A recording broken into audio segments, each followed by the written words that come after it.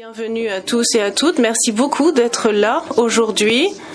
Je constate que votre présence atteste de l'importance que vous accordez à la protection sociale universelle. Notre objectif est de l'atteindre d'ici à 2030. Nous allons entamer notre séance d'ouverture et nous sommes très heureux d'avoir à nos côtés aujourd'hui des invités de haut niveau des Nations Unies, Madame Michelle Bachelet, la haut-commissaire pour les droits de l'homme, de la Commission européenne, Madame Margeta Jager, directrice générale adjointe à la coopération internationale et au développement de la Commission européenne, de l'OCDE, Madame Gabriela. Les voici. Une chaleureuse bienvenue à Madame Bachelet et aux autres invités dont je viens de citer le nom. Merci beaucoup. Excellencies. Excellences.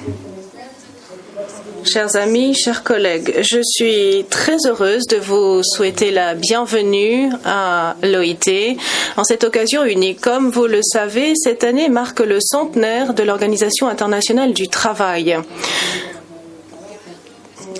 Depuis 100 ans, l'OIT s'acquitte de son mandat en vertu de la Constitution en faveur de la justice sociale et du travail décent. La Constitution invite instamment à intégrer la protection sociale au sein des activités. Nous nous félicitons de vous accueillir autour d'un engagement conjoint en faveur de la réalisation de la protection sociale universelle d'ici à 2030. Aujourd'hui, malgré des progrès impressionnants pour créer des systèmes de protection sociale dans de nombreux pays, plus de la moitié de la population mondiale n'a toujours aucun accès à au moins une prestation de sécurité sociale. Cela représente 4 milliards de personnes. C'est un chiffre qui montre à quel point nous devons agir rapidement.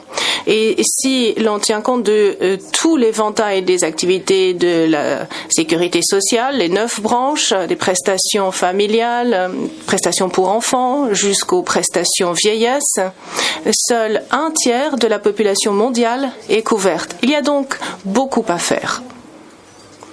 Je tiens à vous remercier d'être là aujourd'hui pour parler de vos expériences. Vous allez nous dire comment nous pouvons et en fait comment nous devons progresser et redoubler d'efforts pour que ce droit de l'homme, la protection sociale, soit une réalité pour tous d'ici à 2030. Voilà ce à quoi nous nous sommes tous collectivement engagés. Réaliser la protection sociale universelle pour tous, USP en anglais, d'ici à 2030.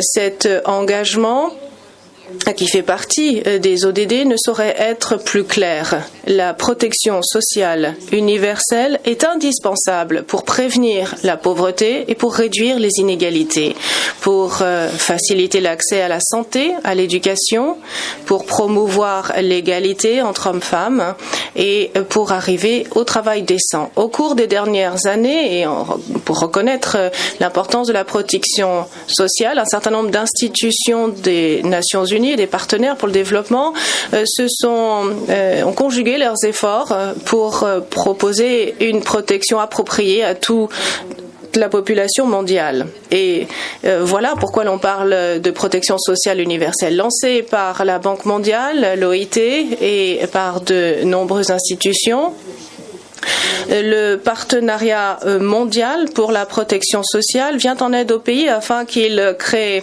des systèmes de protection sociale solides, fiables, équitables pour tous. Nous avons tous la même vision, la vision d'un monde dans lequel tous ceux qui ont besoin d'une protection sociale pourront y avoir accès. Aujourd'hui, les membres du partenariat mondial demandent à tous les pays de tenir leurs engagements et de créer des systèmes nationaux de protection sociale, y compris des socles de protection sociale, comme convenu dans les ODD en 2015.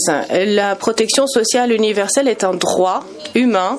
Elle est incontournable pour le développement social, économique, inclusif pour les personnes, pour les communautés, pour les nations. Beaucoup de pays ont fait d'énormes progrès en faveur de la protection sociale, très souvent en combinant l'assurance sociale à l'assistance sociale. Nous nous réjouissons aujourd'hui d'entendre davantage de détails sur les expériences des pays, sur les solutions qui ont été mises en place pour que tous, migrants, handicapés, peuples autochtones, personnes vulnérables, aient accès à la protection sociale. Nous sommes impatients d'entendre vos solutions innovantes pour arriver à la protection sociale, pour venir en aide à toutes les personnes tout au long du cycle de la vie, personnes qui peuvent connaître la maladie, le handicap, pour les personnes qui sont en congé maternité, pour les enfants. Certaines des expériences nationales ont également fait l'objet d'un volume indiquant un certain nombre de cas d'études. Ce volume est disponible dans la salle, mais je vous invite à vous rendre sur le site usp2030.org pour prendre connaissance de ces expériences. La Constitution de l'OIT nous dit que la pauvreté, où qu'elle soit, est une menace pour la prospérité, où qu'elle soit. Et ce sont les gouvernements qui sont les mieux placés pour trouver des solutions innovantes pour étendre la protection sociale. Mais les communautés internationales ont un rôle essentiel à jouer. Les partenaires pour le développement peuvent jouer le rôle d'accélérateur pour mettre en place des expériences couronnées de succès. Nous pouvons apporter un appui pour renforcer les capacités nationales. Nous pouvons participer à des partenariats tels que celui-ci pour renforcer la coordination entre les différents efforts pour arriver à la protection sociale d'ici 2030. Nous avons fait beaucoup de progrès en 100 ans, puisque la protection sociale est maintenant l'une de nos priorités. Nous avons réussi à surmonter nos différences et nous avons conjugué nos efforts pour créer ce partenariat en faveur de la protection sociale. Nous comprenons le pouvoir de la solidarité et le fait de travailler ensemble nous sera une clé du succès. Veillons à ce qu'il ne faille pas encore 100 ans pour prendre en charge les 2/3 de la population mondiale qui n'est pas encore protégée de façon adéquate. Nous devons ensemble réaliser cet objectif d'ici 2030. Chers collègues, il nous reste 11 ans pour que cet objectif ambitieux devienne une réalité. Alors travaillons ensemble dans le cadre du partenariat USP 2030 pour que cet objectif se concrétise. Merci. Ladies and gentlemen. Mesdames et messieurs, bonjour. Je suis très heureux et très honoré au nom de la Banque mondiale et en mon nom propre d'être à votre côté et de déclarer ouverte cette conférence très importante consacrée à la protection sociale universelle qui est porteuse de tant de promesses pour une grande partie de la population mondiale. Je pense que nous avons besoin plus que jamais de la protection sociale. Le rôle des gouvernements sera essentiel pour que les sociétés s'adaptent aux enjeux du XXIe siècle, marché du travail, progrès technologique, évolution démographique et autres tendances. Et ces enjeux ne pourront être surmontés que par un partenariat. L'USP 2030 est un modèle qui nous permettra de galvaniser regrouper toutes les compétences dont on a besoin pour aider les pays à créer des systèmes de protection sociale dont les populations ont besoin. Et nous pourrons ainsi apporter un appui et répondre aux besoins. J'ai l'impression que nous sommes tous motivés maintenant pour faire un bond en avant. Mais il y a tant de choses dont nous devons parler. Et l'on voit bouger les lignes. Il y a eu un nouveau rapport sur l'avenir du travail de l'OIT, de la Commission mondiale, et nous avons également nous-mêmes publié un rapport en 2018 sur la nature évolutive du marché du travail. Nous devons nous mettre d'accord sur la définition de la couverture, sur la portée de cette couverture. Je crois que cette réunion est une occasion précieuse de parler d'expérience en matière de création de systèmes de protection sociale. Je me réjouis d'entendre vos interventions au cours des différentes séances prévues pour aujourd'hui. Nos orateurs nous diront comment la protection sociale contribue au développement économique, social durable et comment elle contribue à la réalisation des droits de l'homme. Nous parlerons des progrès réalisés par les pays pour étendre la couverture et nous parlerons également du rôle que les partenaires pour le développement peuvent jouer pour aider les pays à aller vers la protection sociale universelle. Donc nous avons beaucoup de choses à faire aujourd'hui et je suis très heureux de vous présenter les conférenciers invités pour la première séance. Je vais tout d'abord les présenter et ensuite nous leur donnerons la parole. Je donnerai tout d'abord la parole à Madame Michelle Bachelet, haute commissaire des Nations Unies aux droits de l'homme, au Haut Commissariat des Nations Unies aux droits de l'homme. Elle sera suivie par Madame Marietta Jager, directrice générale adjointe à la coopération internationale et développement, la Commission européenne. Il nous manque une conférencière, Madame Gabriela Ramos. Je vais la présenter et on l'attendra. Ah, la voici. C'est parfait.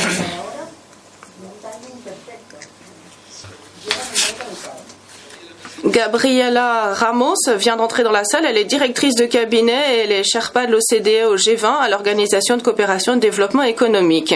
Nous espérons que Madame Sharon Burrow, secrétaire générale à la Confédération syndicale internationale, pourra intervenir par vidéo. Et enfin, Monsieur Roberto Suarez Santos, secrétaire général à l'Organisation internationale des employeurs, prendra la parole. Sans plus attendre, je donne la parole à Madame Michelle Bachelet. Je vous remercie, Monsieur le Président, Mesdames et Messieurs conférenciers, Excellences, chers collègues, chers amis. C'est un honneur que d'intervenir à l'occasion de cette conférence et de participer à cet effort pour veiller à ce que la protection sociale bénéficie à tous. Je suis ici en tant que haute commissaire aux droits de l'homme et en tant qu'ex-présidente à 2 reprises du Chili, en tant que ministre de la Santé. J'ai également présidé le premier groupe qui a été mis sur pied par l'OIT sur la protection sociale en 2010. Alors, je vous dis tout cela pour vous faire comprendre que la protection sociale est inscrite dans mon ADN. La protection sociale universelle fait partie des ODD. Elle fait l'objet d'un engagement dans le cadre de la Déclaration universelle des droits de l'homme. Et la protection sociale est un outil essentiel pour réduire la pauvreté. C'est un droit de l'homme fondamental. Quel est l'objectif du développement? Il consiste à améliorer le bien-être de tous les membres de la société. Les personnes ne représentent pas seulement le comment du développement, elles doivent être le pourquoi du développement. Le développement permet d'aller vers davantage de justice sociale, de réduire les inégalités, de sortir les personnes de la pauvreté ou de la marginalité. C'est donc le message essentiel que porte le plan d'action à l'horizon 2030. C'est pour cela que l'on dit qu'il ne faut laisser personne de côté et il faut surtout faire en sorte que ceux qui sont les plus en marge des sociétés s'intègrent. La pauvreté empêche les personnes de se faire entendre, de participer à la vie de la société. Le plan d'action à l'horizon 2030 est une feuille de route contenant des mesures détaillées qui vont dans le sens du renforcement des droits de l'homme de chaque personne. Et c'est l'occasion de combattre la pauvreté, de combattre les inégalités. Notre travail aujourd'hui consistera à parler de l'ODD 1.3 qui vise à mettre en œuvre des systèmes de protection sociale pour tous. Il s'agit notamment d'arriver à une couverture de protection sociale pour les pauvres et les marginalisés. L'ODD 1.3 est directement tiré de l'article 22 de la Déclaration universelle des droits de l'homme qui précise le droit à la sécurité sociale. Ce droit prévoit l'accès à des soins de santé abordables, appropriés et à une sécurité de revenus pour les blessés, handicapés, personnes âgées, pour les personnes qui ont besoin de soins, pour que ces personnes puissent conserver leurs droits fondamentaux. Il s'agit donc d'un engagement profond, un engagement fondamental, puisque l'OIT a fait un travail énorme et a montré que même les pays les plus pauvres pouvaient mettre en place des systèmes de protection sociale universelle grâce au socle de protection sociale. Je pense notamment à une étude de 2017 qui indique que les systèmes de protection sociale doivent comprendre des prestations pour tous les enfants, des allocations pour les femmes, en congé maternité pour les retraités, et cela ne représente que 1,6% en moyenne du PIB. Tout un éventail de pays ont déjà mis en place la protection sociale et beaucoup de nos conférenciers aujourd'hui nous parleront des mesures qui ont été décidées pour renforcer les systèmes. Nous pourrons parler des systèmes, des effets extrêmement puissants de ce système pour lutter contre la pauvreté, la marginalisation. Ce sont des systèmes qui permettent de redynamiser les économies et de renforcer la dignité. Ce sont des systèmes qui ont des effets importants en termes de sécurité, de résilience, de confiance. Si vous voyez dans le monde les pays qui sont en conflit, eh bien ce sont des pays dans lesquels il y a de grandes inégalités. En créant des systèmes de protection sociale, on peut lutter contre cela. Les sociétés bénéficient ainsi des compétences de tous, et lorsque les services essentiels ne sont plus disponibles, eh bien, il y a des incidences négatives très graves pour les sociétés. Les sociétés qui excluent les groupes des bouchées essentielles ou des ressources empêchent au pays de se développer et de réaliser son potentiel. Et lorsque j'étais à ONU Femmes, j'expliquais pourquoi il fallait donner toutes les possibilités aux femmes. Sinon, on se privait des compétences d'une moitié de l'humanité. Et j'ai toujours dit, c'est un message important. Si je prends un parallèle avec le football, je dis toujours qu'on ne peut pas gagner si on ne joue qu'avec la moitié de l'équipe. C'est la même chose pour les femmes. Si vous ne tenez compte que des hommes dans les sociétés, eh bien, vous perdez une partie très importante des talents, des capacités et des compétences. Même chose avec les personnes qui sont exclus pour des raisons historiques. Les pays qui excluent une partie de leur population perdent des occasions de se développer. Donc, lorsque vous avez des sociétés qui excluent les personnes de tous les débouchés qui pourraient s'offrir à elles, eh bien, c'est une violation de leurs droits tout d'abord, mais également c'est quelque chose qui est extrêmement négatif pour les sociétés et qui est à l'origine de conflits. 821 millions de personnes ont faim chaque jour d'après la FAO. Le chômage des jeunes est en augmentation. Les mesures d'austérité à court terme érodent les systèmes de protection sociale. les mesures d'austérité qui sont prises empêchent de réaliser les ODD. Nous devons encourager des mesures qui veillent à protéger les droits. Il faut que les services essentiels restent accessibles, même dans le cas de coupes budgétaires. Je prends un exemple. Les mesures de protection sociale sont essentielles pour lutter contre le chômage des jeunes. Il faut ouvrir les débouchés, proposer des formations, assurer le droit au logement, à l'assainissement, à l'éducation.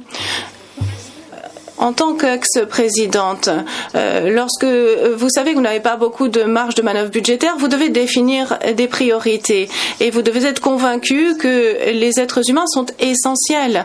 Vous devez prioriser les ressources dont vous disposez. La protection sociale peut permettre aux personnes handicapées d'obtenir l'indépendance et de réellement participer à la vie de la société.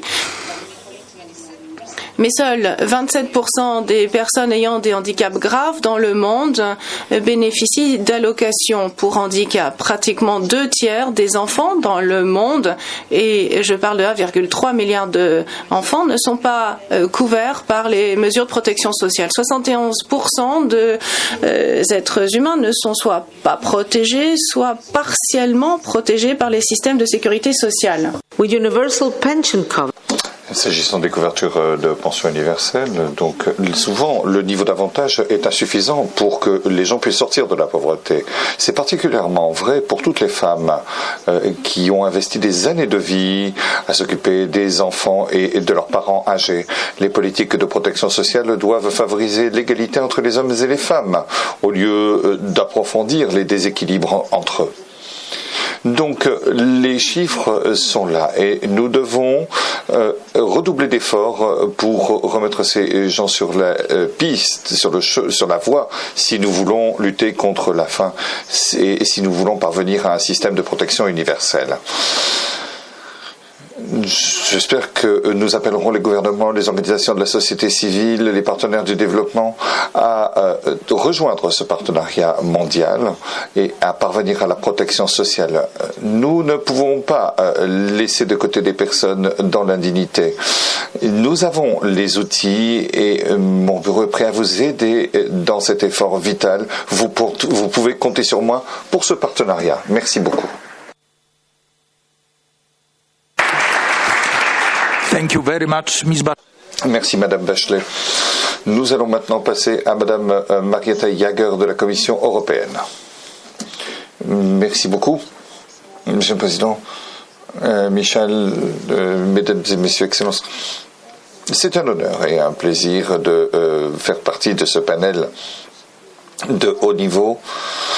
Je voudrais remercier l'OIT qui nous accueille et je voudrais remercier également l'OCDE qui co-organise cette conférence importante. Comme vous le savez tous, la protection sociale représente un élément essentiel pour la politique de l'Union européenne, tant au niveau interne qu'externe. Et nous pensons que la protection sociale est un instrument de politique multisectorielle qui a besoin d'une vision globale. Donc, le premier message que je voudrais faire passer, c'est que nous avons besoin d'une vision mondiale. Et 2030, en ce sens, a un potentiel important. Nous pensons qu'il s'agit d'un élément clé des stratégies nationales pour favoriser le développement humain, la stabilité politique et l'inclusivité. Nous connaissons les lacunes associées à un manque d'investissement en matière de protection sociale. Je ne vais pas tout répéter ce qui vient d'être dit, mais je voudrais faire convoyer un certain nombre de messages.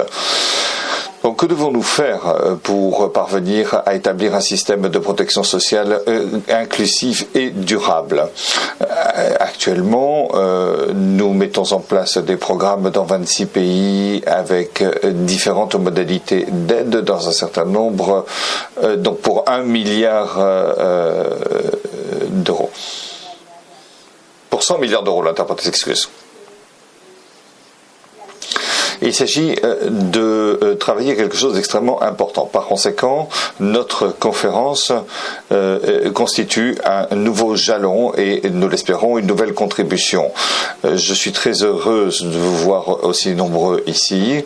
Et nous allons travailler donc à ce programme mondial. Il s'agit d'annoncer que nous allons améliorer les synergies entre l'ESP, le FPM, avec tous les membres du partenariat USP. Je suis très heureuse que ce programme constitue notre contribution à USP 2030. Comme je l'ai dit, nous avons besoin de partenariats pour faire fonctionner les choses. C'est un partenariat auquel nous croyons parce que nous croyons en la protection sociale. Je réaffirme notre engagement ferme en faveur de ce but et notre vision commune, comme je l'ai dit, à cet égard. USP 2030,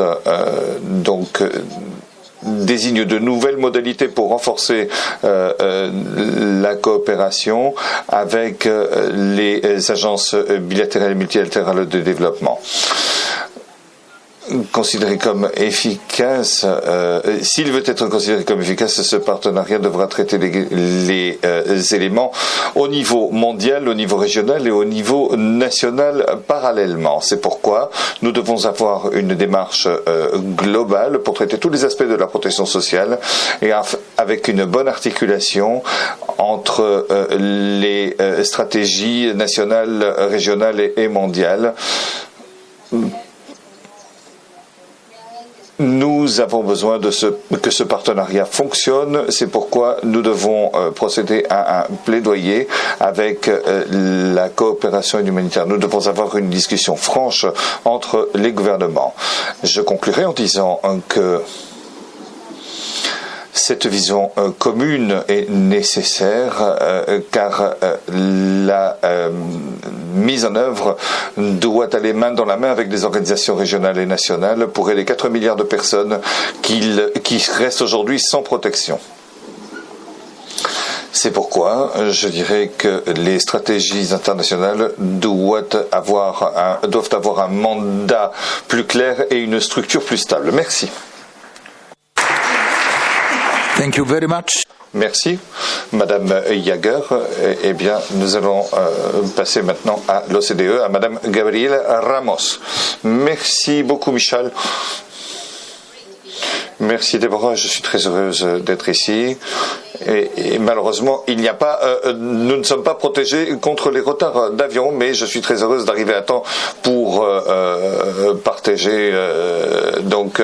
Je suis très heureux d'être avec Madame le Président Bachelet. Elle a travaillé à l'OCDE et changé la face de l'OCDE. Je vous appelle présidente parce que quand le Chili a rejoint l'OCDE, vous avez dit « je ne rejoins pas le club des pays riches, mais le club des pays qui veulent faire quelque chose ». Je suis très très fier d'en avoir été avec vous. Merci. Donc, il s'agit de travailler donc aux objectifs 2030, mais il est très important de voir dans le contexte dans lequel nous vivons. C'est un contexte où chacun se sent en insécurité, les inégalités ont augmenté, non seulement des revenus, mais de richesses, d'opportunités, et nous devons examiner comment nous allons établir les systèmes de protection sociale et de politique sociale qui vont nous aider à faire progresser les choses de façon plus égalitaire et plus juste, plus équitable. Plus que cela, nous allons considérer qu'il s'agit d'un élément important pour la croissance inclusive. Les systèmes de protection sociale n'est pas quelque chose que nous mettons en place une fois que l'économie est développée. Non, il faut s'engager dans la protection sociale pour faire progresser le développement. Donc les personnes nous disent « j'ai pas les moyens, j'ai pas l'argent, etc. » Nous allons d'abord nous développer et ensuite nous allons produire de meilleurs systèmes de protection sociale. Non. Nous devons établir un plan économique, nous devons examiner les choses de manière à réduire les inégalités, réduire la pauvreté de 20%. L'Allemagne, par exemple, offre des prestations à 100% des enfants, s'attache à la participation des femmes, mais nous avons pris beaucoup de retard et la protection sociale est très inégale dans la plupart des pays de l'OCDE. Il s'agit de parvenir à 20% du PIB pour la protection sociale, consacré à la protection sociale, mais dans certains pays développés, ce chiffre n'atteint même pas 7% du PIB. Même les niveaux de protection sociale sont très bas et par conséquent nous ne pouvons pas parvenir à la protection universelle. Seulement 45% des personnes au niveau mondial reçoivent une seule prestation sociale. Certains travaillent dans le secteur informel, ce qui les empêche d'accéder. Donc, par exemple, 90% des nations africaines, des populations africaines sont dans l'économie informelle, et comparé à 18% dans les pays développés. Et je dois le dire, dans mon pays, le Mexique, nous examinons ce problème. Je suis tout à fait d'accord. Il y a une question liée à l'égalité homme-femme. Il s'agit d'élaborer des systèmes de protection sociale qui n'incluent pas toutes les questions pour savoir si les femmes ont eu des interruptions de carrière à cause de responsabilités familiales ou ont des tendances différentes en matière de carrière. N'examinez pas. Donc vous vous retrouvez avec des femmes qui ont travaillé toute leur vie et qui n'ont aucune retraite, aucune protection pour leur vieux jour. Donc nous devons voir comment intégrer le système informel et comment les personnes travaillant dans le système informel peuvent être intégrées dans ce système de protection sociale. Il nous faut également examiner les nouvelles formes d'emploi. Nous avons élaboré des systèmes de protection sociale liés aux emplois et pas aux personnes, et nous devons réfléchir à comment nous allons nous inscrire dans la révolution numérique lorsque les personnes changent de lieu de travail. Il y a beaucoup de choses, mais nous devons examiner comment on peut garantir que cette protection, ces systèmes de protection sont liés aux personnes et pas aux emplois. Et nous devons impliquer le secteur privé pour qu'il nous apporte leur contribution pour cet objectif. Beaucoup de messages des analyses de l'OCDE, donc il s'agit d'abord d'étendre la protection sociale aux travailleurs informels. C'est important pour les impliquer dans les schémas de contribution comme la santé, les retraites, le chômage. Nous devons aller de l'avant dans ce calendrier. Bien sûr, il faut améliorer et encourager à la formalisation, mais créer des assurances de santé nationales pour offrir la sécurité dont les gens ont besoin. Deuxièmement, il nous faut poursuivre l'extension des transferts financiers, non seulement pour soulager la pauvreté, mais également pour examiner comment nous pouvons les lier aux opportunités de manière à ce que tout le monde puisse avoir une chance dès l'école. Troisièmement, les gouvernements doivent garantir financement efficace et équitable de la protection sociale. C'est une priorité avec une meilleure collecte d'impôts. Nous devons bien entendu prendre des mesures pour garantir l'intégrité et voir que l'argent soit correctement dépensé. Nous établissons des partenariats conjoints avec l'OIT et bien sûr avec la Commission européenne, sans oublier les participants de cette conférence. Nous allons publier un rapport pour voir comment la protection sociale peut devenir moteur d'inclusion. Nous devons établir un modèle économique pour réfléchir à la protection sociale comme investissement de développement et pas le contraire. Nous travaillons également à la définition d'une meilleure compréhension de l'avenir du travail, l'économie de plateforme, l'économie numérique et comment nous pouvons adapter la protection sociale et ses systèmes pour traiter les formats typiques d'emploi, comme je l'ai dit, y compris dans un plan économique. Nous devons travailler également avec des pays pour élaborer des recommandations parce que nous devons examiner le contexte, nous devons voir comment les pays peuvent développer leur propre système. Nous travaillons avec le Cambodge, avec l'Indonésie, le Kirghizistan. Ceci est financé par la CE. Je dois remercier Marlène de sa coopération. En conclusion, c'est quelque chose de très important. Il y a la feuille de route 2030 pour voir comment la communauté internationale peut s'impliquer, mais les événements récents de notre société fragmentée nous montrent que nous ne devons pas relâcher nos efforts et nous devons essayer d'aider les plus vulnérables pour qu'ils aient le sentiment qu'on s'occupe d'eux et qu'ils sont soutenus lorsqu'ils font face à des difficultés et des circonstances difficiles. Unissons nos forces. Je suis heureuse d'être ici. Merci de l'invitation et je suis très impatiente des conversations et des résultats de cette conférence. Bonne conférence à tous. Merci. Thank you very much, Gabriela. Merci Gabriela, merci à vous du fait que vous ayez impliqué la perspective fiscale dans ces discussions. Il est temps d'examiner les dépenses et de voir comment et les revenus en même temps. Donc l'agenda 2030 dépendra du succès des pays de l'OCDE, des pays du G20. Donc c'est très important d'avoir ici les deux faces de la médaille dans nos discussions. Je pense que en tradition tripartite, eh bien, il est temps maintenant de passer aux partenaires sociaux. Nous avons maintenant Madame Sharon Barrow de ITUC. Donc je vais voir si nous pouvons nous lier, donc communiquer avec elle. Je suis très heureuse d'être ici avec vous aujourd'hui.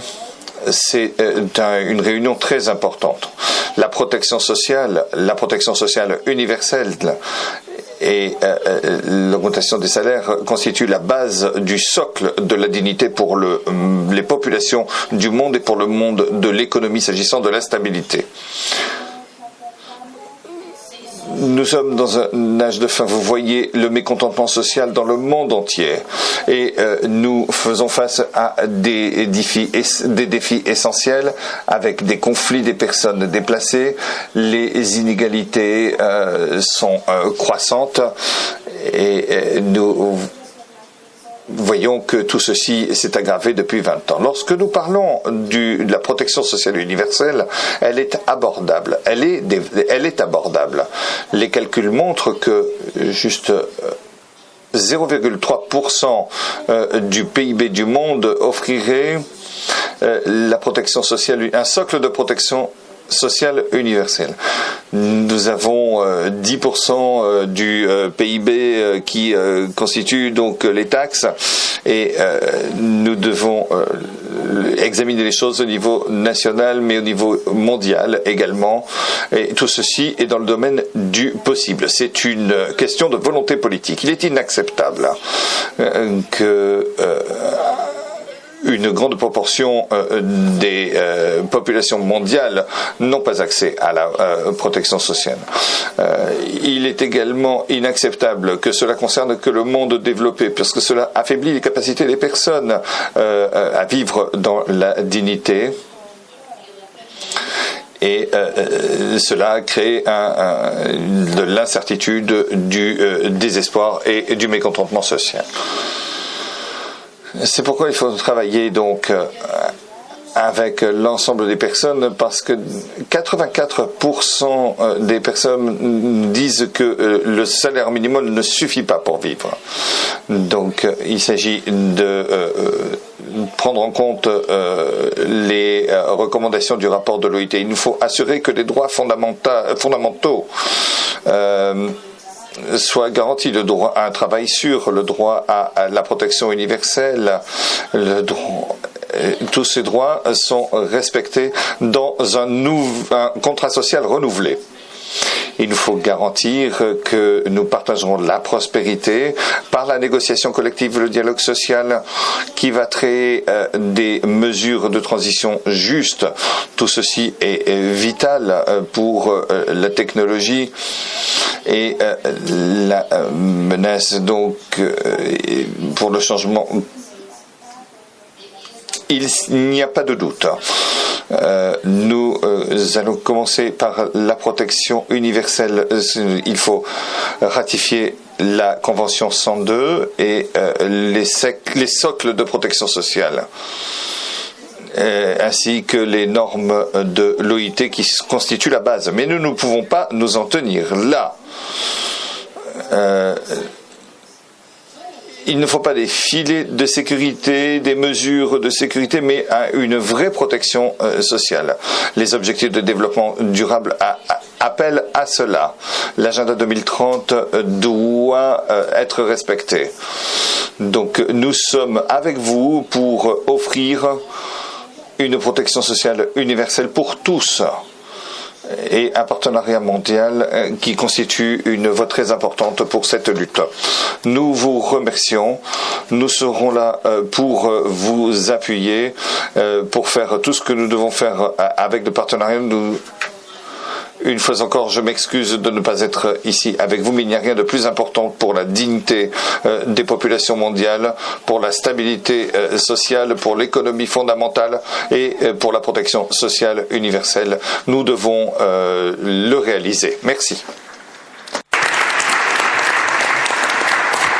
Finally, our last.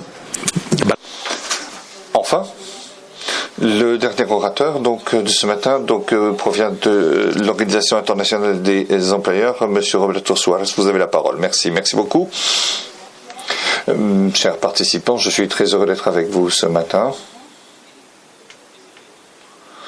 Non seulement parce que je participe, mais parce que nous considérons que cette initiative est particulièrement pertinente. Je remercie les organisateurs, la Banque mondiale, l'OCDE, l'OIT et tous ceux qui ont été impliqués dans l'organisation dans cette démarche, parce que les objectifs de développement durable sont partagés par tous.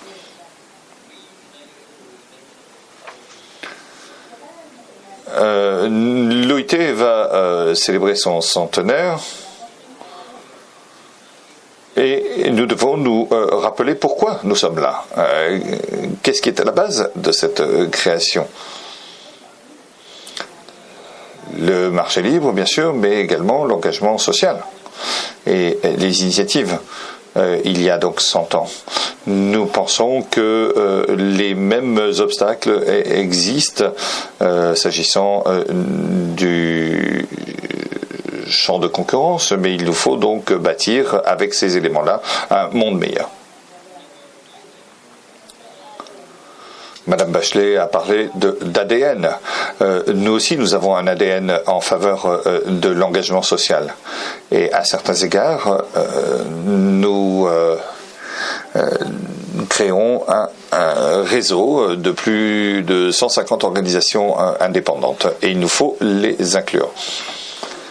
Parfois c'est difficile, mais elles existent.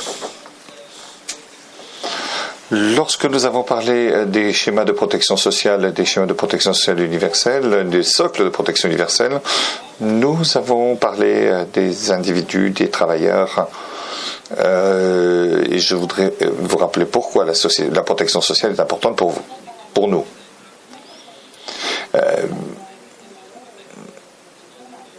Ce n'est pas parce que le schéma de protection sociale a une composante financière, ce qui n'est pas peu dire, mais ce n'est pas seulement à cause de la stabilité des entreprises. C'est de plus en plus, et vous en avez parlé, nous sommes dans une ère de nouvelles réalités où les individus, les entreprises sont touchés.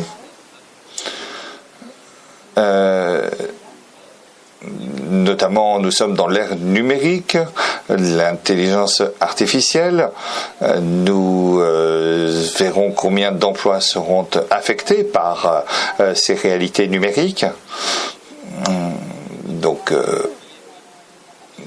mais nous verrons donc comment nous pouvons travailler avec les organisations professionnelles, etc. Mais nous devons voir comment nous faisons l'économie. Tout ceci est en train de changer.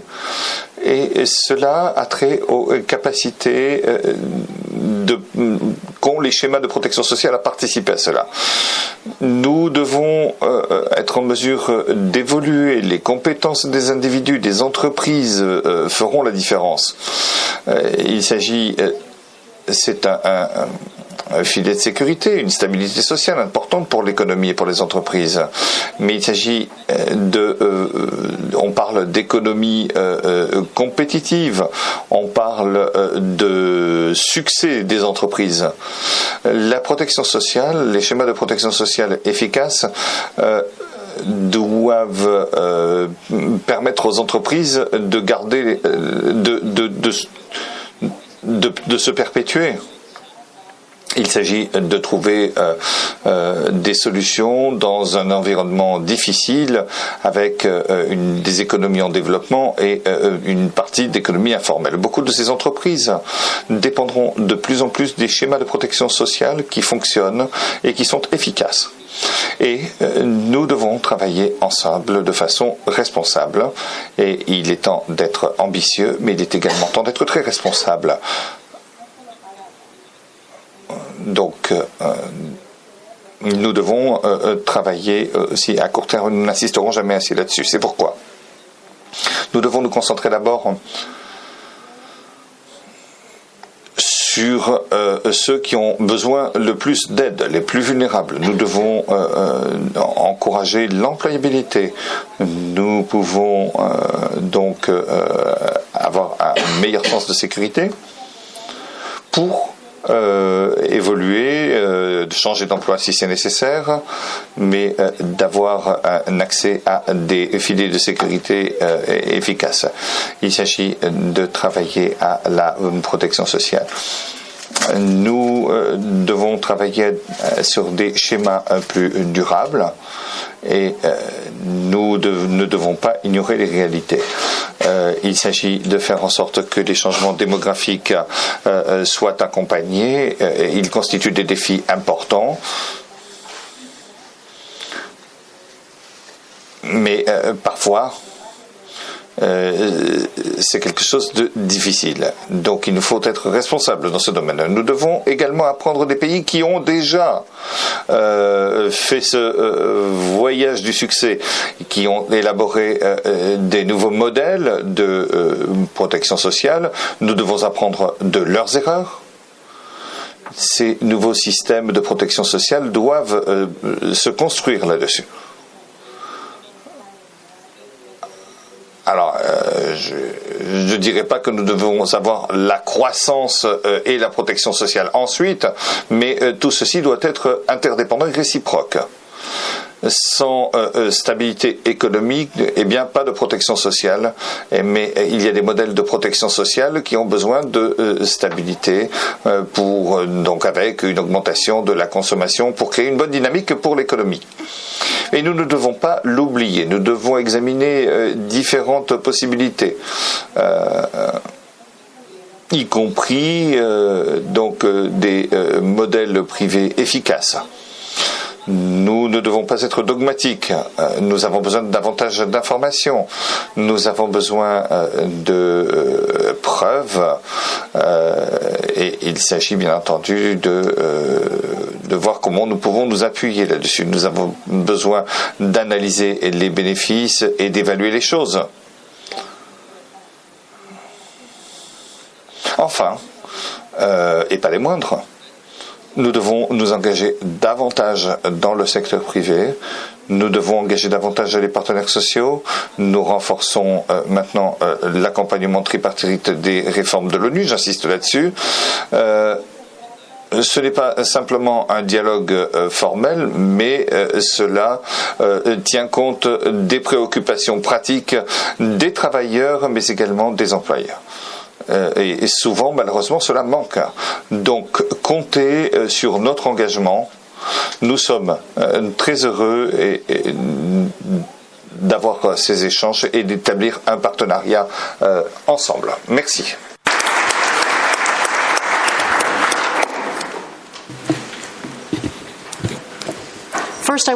Tout d'abord, je tiens à remercier tous les conférenciers invités aujourd'hui pour leurs commentaires extrêmement riches et pertinents sur la nécessité de mettre en place la protection sociale universelle. Comme vous pouvez le constater à la lumière de leurs interventions, de nombreux gouvernements se sont engagés, mais pas uniquement les gouvernements. On voit que les organisations de travailleurs, d'employeurs, les entreprises, les organisations internationales se sont engagées en faveur de la protection sociale universelle. Nous avons tous parlé de l'urgence qu'il y a à mettre en place des systèmes de protection sociale universelle pérennes. Et cela fera l'objet de la prochaine séance, puisque nous allons parler de la création des systèmes de protection sociale et des choix politiques intelligents qui ont été faits pour cela. Nous avons entendu un plaidoyer en faveur de la protection sociale universelle. C'est important pour le développement, pour la création d'entreprises, pour la dignité humaine, pour l'avenir du travail et pour la paix dans le monde. Donc voilà tout l'éventail de difficultés qu'il faudra surmonter lorsque nous souhaiterons vraiment créer une protection sociale universelle dans tous les contextes. Il y a des difficultés qui s'installent en raison des brèches, en raison de la faiblesse de certains systèmes de protection universelle. Donc je suis impatiente d'entendre les enseignements que pourront nous présenter les conférenciers pendant le reste de cette journée. Je suis très impatiente d'entendre les solutions innovantes. Merci.